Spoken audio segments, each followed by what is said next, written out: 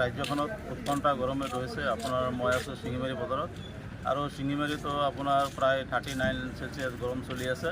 আপোনাৰ শিঙিমাৰী, আমবাগান, লাওখোৱা, মাগুৰমাৰী, কাৱৈমাৰী নগৰ উত্তৰ পূৰ্বাঞ্চলে আপোনাৰ প্ৰচণ্ড গৰমে ধৰিছে আৰু এই উৎকণ্ঠা গৰমত ৰাইজে ঘৰৰ পৰা নোলোৱা হৈছে, ঘৰতে আছে আৰু সতৰ্ক হৈ থাকক যাতে কোনো ধৰণৰ বেমাৰ আজাৰে নাপায়। আৰু প্ৰচণ্ড গৰমৰ ফলত বিভিন্ন ৰাজ্যত মানুহ মৰি আছে, গতিকে আপোনালোকে সতৰ্ক হৈ থাকক। আমি সতৰ্কৰ কাৰণে ভিডিঅ'টো বনাইছোঁ। আমবাগান, লাওখোৱা আদিতো মানে প্ৰচুৰ পৰিমাণ গৰম, প্ৰায় আজি 39-40 চেলচিয়াছ মান হৈছে আৰু এই উৎকণ্ঠা গৰমত ৰাইজ সতৰ্ক হৈ থাকিব লাগে। আৰু আপোনালোকক আমি নিশ্চয় দেখুৱাই আছোঁ যে যিটো নগাঁৱৰ পৰা নগদলি ৰাজ্যিক ঘাইপথ আছে, প্ৰায় খালী হৈ আছে, মানুহৰ সমাগম নাই, মানুহবিলাক ঘৰৰ ভিতৰতে আছে।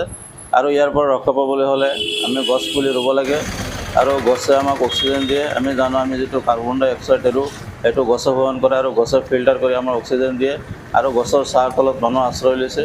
আৰু এনেকৈ উৎকণ্ঠা গৰমৰ পৰা ৰক্ষা পাবলৈ হ'লে আমি প্ৰত্যেকে যাতে দুটাকৈ গছ পুলি ৰুওঁ